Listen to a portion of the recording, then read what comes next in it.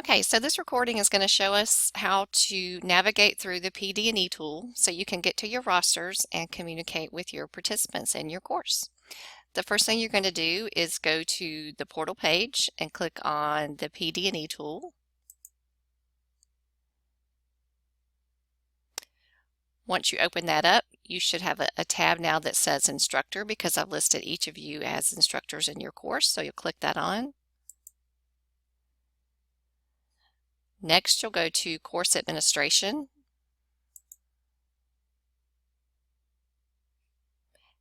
And then Manage Learning Opportunities. And this will bring up the courses that you're teaching this summer. Now keep in mind, I have all of our courses in eClass listed here, but you're only going to see those that you're teaching. So for today's video, I'm just going to use the eClass and PBL course. Go to the drop-down menu here and go ahead and select Manage.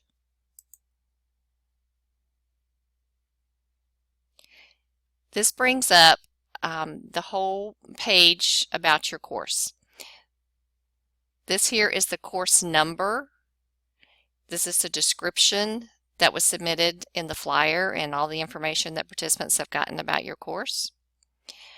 If you scroll all the way down here to the bottom, this is your sections. Okay, this class actually has two sections. So here's the section numbers. Remember, the course number is different from the section number. This is also a quick way to just double check and see each of these. One class has 32 seats, one has 35. This particular course still has 4 seats left in the wait list. But to get to the roster, go over here to this other drop-down menu next to Edit and go to View Roster.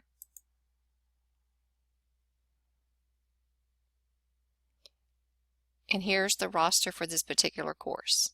The first thing you'll notice here at the top, you have several different options of things that you can do with this roster. But the first thing you're going to want to do is email your participants all the things that we talked about that are in that bulleted slide on your PowerPoint at least a week to 10 days prior to their course. So you're going to go to Email All.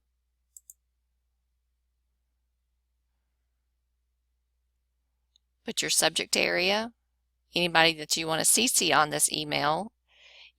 Please go ahead and CC me on all emails that you send to your participants, as well as your co-facilitators.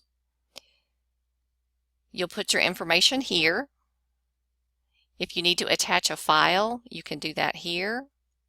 And again, it already has all of their emails populated for you.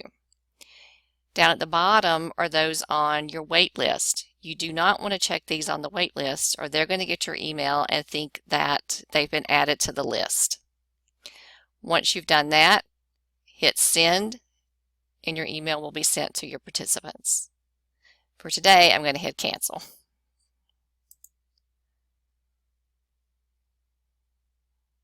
And this brings me back to your roster.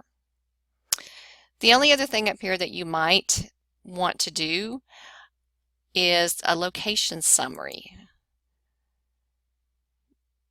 Just kind of gives you a list of the schools. It doesn't tell you the names, but just to give you a quick glance to see, for example, this is interesting. In this particular course, there are 5 teachers from Jones Middle School coming. It's kind of hard to navigate through the roster since they're alphabetical. It's sort of hard to look at schools. And then also here for Lanier High School, there's 4 teachers coming. Most of the time, they're usually just 1s or 2s, but it's some good information to have if you need to have that. If you wanted to do name tags, you could actually do name tags for your participants. You will not need the sign-in sheets because we're doing that through the course page. Most of this other information you won't need either, but those are the only other 2 things that you might want to do. Down inside the roster, should you get an email from someone that says that they need to withdraw and they're asking you to do it, now I always encourage people they need to do it themselves because remember we're telling people that if they cannot attend, and they need to withdraw, they need to go back into PD&E and do it themselves.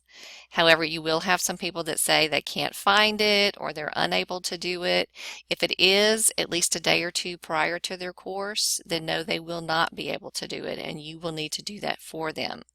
And here's where you do that. Under where it says Actions, do this drop-down menu, and you're going to remove them from the wait list. You won't need to move anyone to the Well, if someone wants to go from the roster to the wait list, but that rarely ever happens, then you will remove that person from the roster.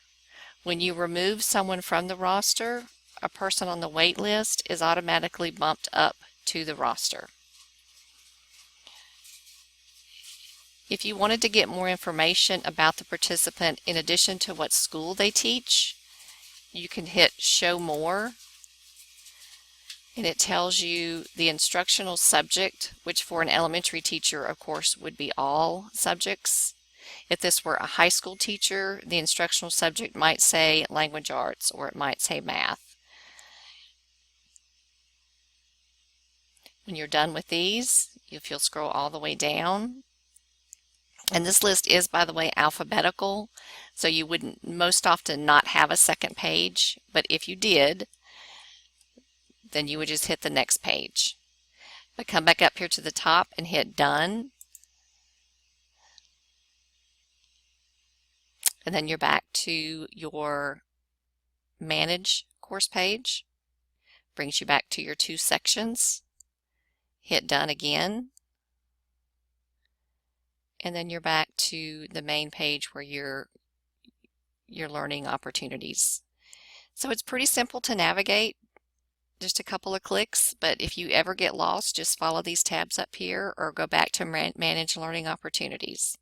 But of course, if you have any questions, feel free to email or instant message me at any time. Thanks.